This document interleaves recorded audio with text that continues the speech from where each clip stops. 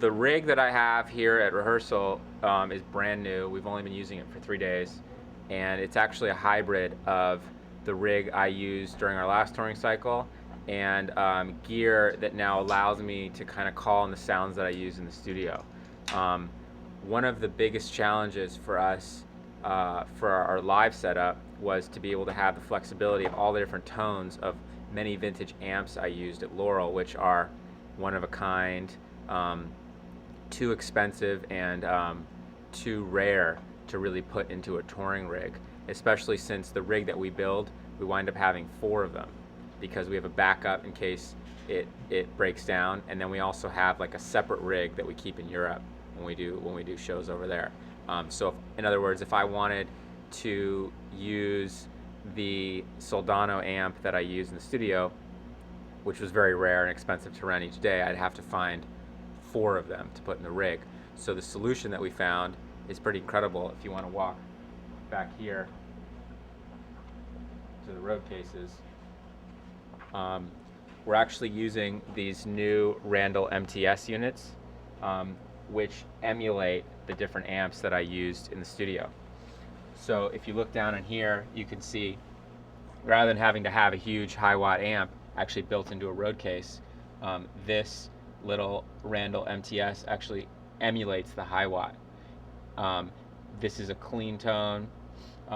We've got the Morin modified Marshalls, rectifiers, and the Soldanos down here. And each of these is programmed to my pedal board at the front of the stage. So when I'm switching between settings on different songs, I'm actually switching between emulated cabinets back here in the rig.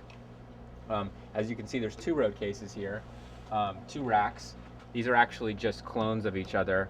Like I said earlier, in case one of them goes down, we basically just switch to the other. One other facet of the rig, which I've had for some time now, is this pedal board setup. I'm using primarily Boss pedals, flanger, chorus. I have 2 different compressors, one set hotter for different songs so I get more level, a noise suppressor to take out all the hiss and extra gain so it's really quiet when I mute, and then my lo-fi pedal, which just makes everything sound low fidelity.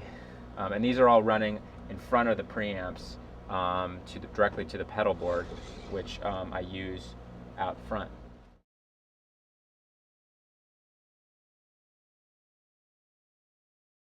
Our actual first kind of touring run that we're doing, and what we do is we program the song. We'll program the songs in the set in order here into the pedal board, so I can actually switch between songs just by using the bank setting here. And if you look at the LCD screen, now it's switched to Lying From You, and it's actually scrolling through 4 settings. 4 is usually my mute, 1's usually my distorted tone. You can see it says Lying From You distorted, and you'll see on the board what pedals in the rack are being activated. So here we've got the noise suppressor, and we've basically just got our heavy tone. If you switch up to a song like Somewhere I Belong, where I've also got clean, 3 is usually my clean. Here it says Somewhere I Belong delay.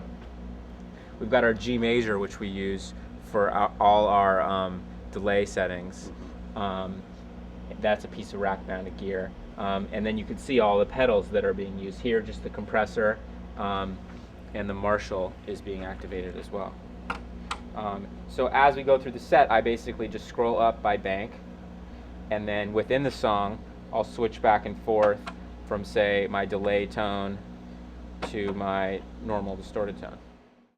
You've been using for a while? I've been using this ground control pedal board setup since the Meteor touring cycle. It's really versatile. It's a really reliable piece of gear. I remember when I first started playing shows, I'd have literally all my pedals up here, and sometimes the wiring would go bad because it's being kicked around and I'm stomping on it.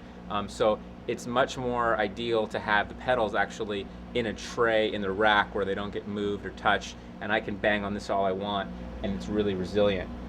Usually, sometimes if I get over here on the other side of the stage and I forget that I need to change a part, you'll actually see me like run back here and jump just in time to hit the next part. Very dramatic. Also the pedal, the pedal control. This can activate anything where you're actually changing the like if we wanted to change delay time or delay mix on the G major, we can actually use the pedal to change the setting. Or if you wanted to do like a volume swell or a volume mute, you could use the pedal for that as well.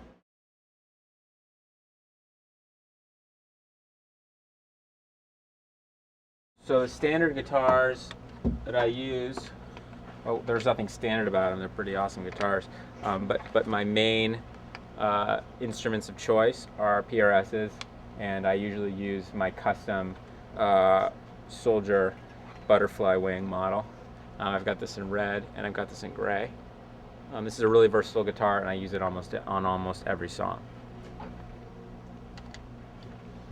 On this new record, I experimented with a lot of different guitars. Used some Gibson Les Pauls, used vintage Strats, used a Jaguar, a Tele. I haven't incorporated all those guitars into the rig. Actually, Mike plays like a Gibson kind of. It's actually a PRS makes it. It's in the Les Paul style. It's really lightweight, and the tone is awesome.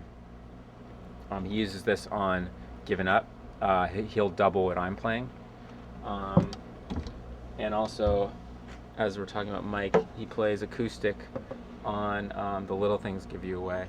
He also plays keyboard and electric guitar in that song, so he's really jumping back and forth between a lot of instruments. One instrument I did incorporate into the rig, my live setup, is the Strat, which I use also on The Little Things Give You Away, and I use on our first single, What I've Done. And you can see this is actually the guitar from the video. Can you tell us a bit about that guitar? It's a really nice looking guitar that actually sounds really good. And it's not the guitar I used on the record. I used an actual like 1950s Strat, but the tone's really, really, really similar, so it works out well.